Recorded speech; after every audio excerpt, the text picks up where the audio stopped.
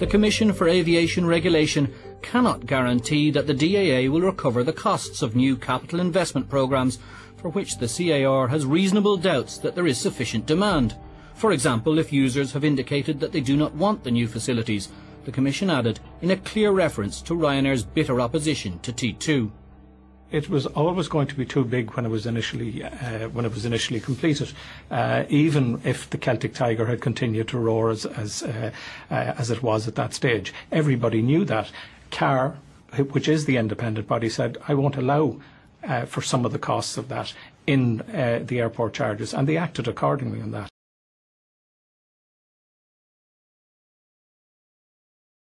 So there was nobody being penalised for this.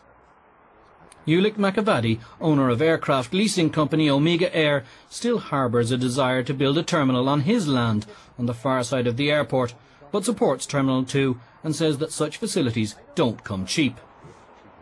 We can't get timing right all the time. I mean, there has to be a cost factor associated with building a luxury terminal like this, and that cost is going to be reflected in the passenger charges. Some of these low-cost airlines that we're talking about have 20 separate charges. You have booking charges, you have credit charges, you have €50 now for a bag.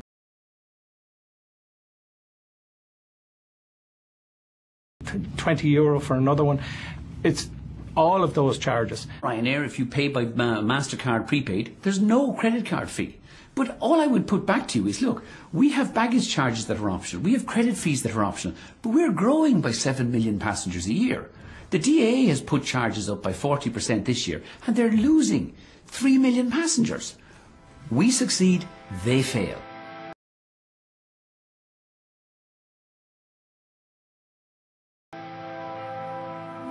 Of course, this gives rise to the fraught issue of precisely what is causing the collapse in air traffic. Is it our crippled economy or increasing costs for airlines at Dublin Airport? It's a product really of what's been happening with the world economy. Airlines have been taking the opportunity to reduce capacity and increase yield, in other words, price.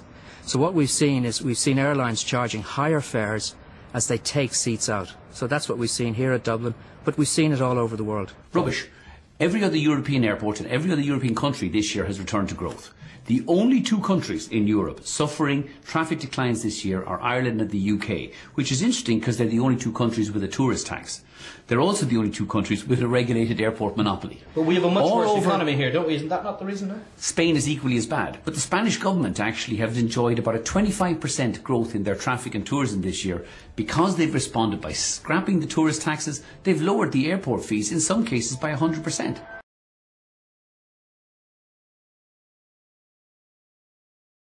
So couldn't Ryanair simply pass on the increase in airport charges to its customers? Some people claim that not even Ryanair's customers are that price sensitive. I think anybody who knows me thinks that if our passengers would pay another €3, I'd have had it out of them long before the DAA got round to it. I have not yet been given any evidence or seen any proof that any passenger ever looks at what the airport charges are before they decide whether they're flying into Ireland or flying out of Ireland.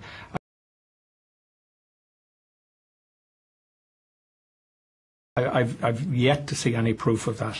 And if you even look at yourself, if you go onto the computer at home, you're booking Ryanair or Aer Lingus or CityJet or whatever else, you find what the fare is, you click in, you don't even look at the rest of the charges, you just get to the end so you can book. In relation to the air passenger departure tax in Ireland, which is €10 at the moment. If we look at a carrier like Ryanair, its average revenue per passenger across 70 million passengers is €40. Now, everybody knows the culture in Ryanair. If they could add €5 or €10 to that total number, do you not think they would do it given the profit consequences? The fact is they have to drive down their fares in order to stimulate traffic using their airline.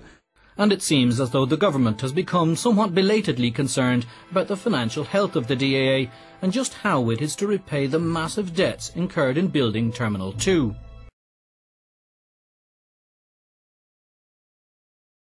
Last October, the Minister for Transport, Noel Dempsey, wrote to the Commission for Aviation Regulation, directing it to ensure that the Dublin Airport Authority's financial viability is protected.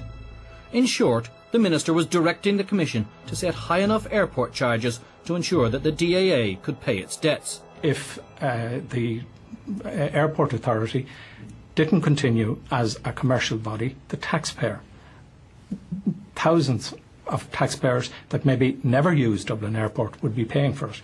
This is one state organisation that is paid for by user charges.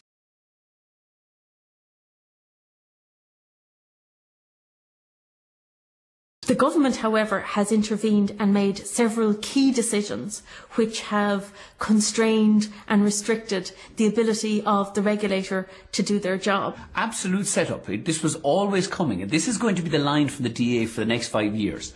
We're sorry that the costs have to rise at Dublin Airport because we have a debt of 1.2 billion.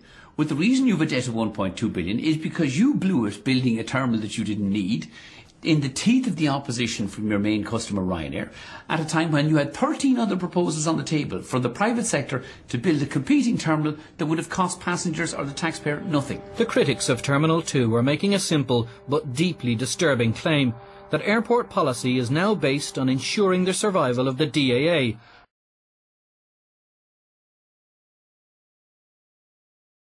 and that this policy is the direct opposite of what is required to get as many tourists as possible into the country. We're in an inflationary economy that's recession bound, and we're raising prices by 40% at Dublin and 30% at Shannon Airport.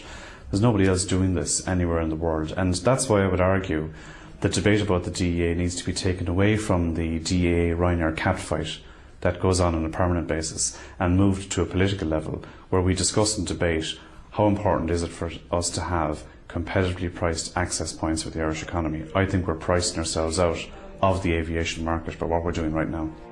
There is no doubt that airline passengers will enjoy strolling through this beautifully designed, half-empty building when it opens next month. But perhaps they should also remember that nothing comes free, and the cost of this gleaming building may be counted in the thousands of other passengers who are simply not there. And that report from Donna Diamond. That's it for tonight. Next news on RTE TV. News on 2 at 5 to 11. We're back at the usual time on Tuesday night. Until then.